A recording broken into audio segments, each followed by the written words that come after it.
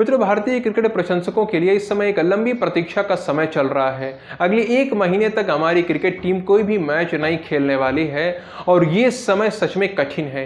1 महीने के बाद हमारी बांग्लादेश के विरुद्ध टेस्ट सीरीज होने वाली है, उसके बाद में T20 सीरीज होगी। तो इसमें सभी की प्रतीक्षा इसी टेस्ट सीरीज और T20 सीरीज को लेकर चल रही है। मित्रों, जो टेस्ट सीरीज बांग्लादेश के खिलाफ होने वाली है, इसको लेकर कुछ खबरें सामने आ रही हैं। खबरें ये हैं कि इस बार टेस्ट में हमें कुछ नए खिलाड़ी देखने को मिल सकते हैं जिनका शायद डेब्यू मैच हो, ये जैसे कि रियान पराग, और कई सारे ऐसे खिलाड़ी हो सकते हैं जिन्हें शायद टेस्ट से गायब कर दिया जाए, जो हमें आगे से खेलते हुए देखने को ना मिले, जैसे कि मयंक, चेतेश्वर पुजारा। इन्हीं सब के बीच एक नाम और है जो कि हमें बांग्लादेश के विरुद्ध टेस्ट सीरीज खेलते हुए नजर आ सकते हैं, और ये नाम है ऋतुराज गायकवाड़ का। जो ऋतुराज गायकवाड़ एक युवा खिलाड़ी हैं, उन्होंने भारत के लिए अभी तक T20 मैचेस खेले हैं, वनडे मैच खेले हैं, लेकिन अभी तक भी उन्हें टेस्ट में डेब्यू करने का मौका नहीं मिला है।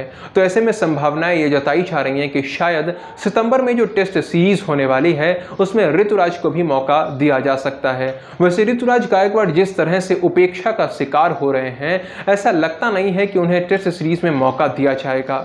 IPL में अच्छा खेल दिखाने के बाद भी उन्हें T20 विश्व कप टीम का हिस्सा नहीं बनाया गया था। फिर जिम्बाब्वे दौरे पर जो युवाओं की टीम गई थी, वहां पर शुभमन गिल को कप्तान बना दिया गया, लेकिन ऋतुराज को कप्तान नहीं बनाया गया।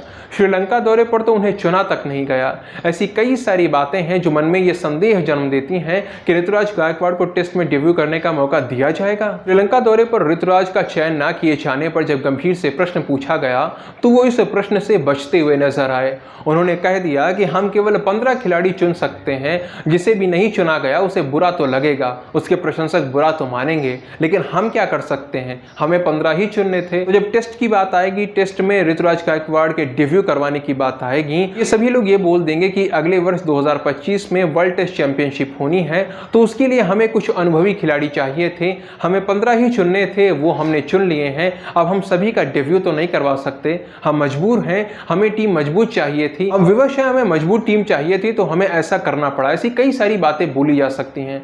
बाकी गंभीर के द्वारा चुनी गई मजबूत टीम ने वनडे में क्या किया है, हमें किस तरह से जीत दिलाई है, ये हम सभी ने देखा।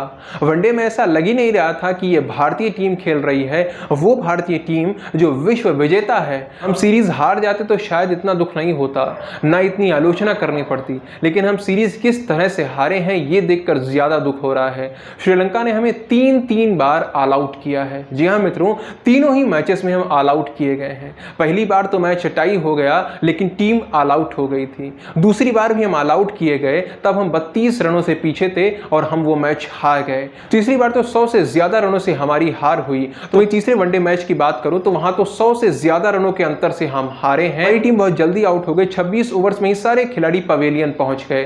तो मित्रों, जब हमारे खिलाड़ी 50 ओवर्स तक नहीं खेल पा रहे थे, वहां पर श्रीलंका जैसी छोटी टीम का सामना नहीं कर पा रहे थे, उसके सामने बार बार ऑल आउट हो रहे थे, तो गंभीर के चयन प्रक्रिया पर प्रश्न उठाना चाहिए कि नहीं उठाना चाहिए, ये आप लोग तय करके बताइए। और यहां पर बड़ी बात ये देखिए कि इन तीनों ही मैचेस के अंदर हमने श्रीलंका को एक बार भी ऑल आउट करने में सफलता प्राप्त नहीं की है। श्रीलंका के खिलाड़ियों ने तीनों ही मैचेस में 50-50 ओवर पूरे खेले हैं। तो मित्रों, इस तरह की ये बातें कहना कि हमें 15 ही खिलाड़ी चुनने थे, जीत दिलानी थी, ये सारी बातें कुछ अजीब सी लगती हैं। जो खिलाड़ी वास्तव में अच्छा काम करते हैं, जिनके आंकड़े अच्छे हैं, जो युवा हैं, उन्हें मौका दीजिए, उन्हें मौका दीजिए आप। इसके बाद टीम यदि हार भी जाती है तो आपकी गलती नहीं आएगी, आपको दोषी नहीं बताया जाएगा। लेकिन आप वर्षों पुराने खिलाड़ी जिनके आंकड़े भी इतने अच्छे नहीं हैं, ना ही जिन्होंने हाल ही में कोई जबरदस्त प्रदर्शन करके दिखाया है, उन्हें वापस लाएंगे, उन्हें खेलने का मौका देंगे और इन चक्कर में युवाओं के पत्ते काट देंगे, तो फिर आपकी आलोचना तो होगी। पुराने खिलाड़ियों के चक्कर में नए खिलाड़ियों को बाहर बिठा देना, उन्हें मौका ना देना,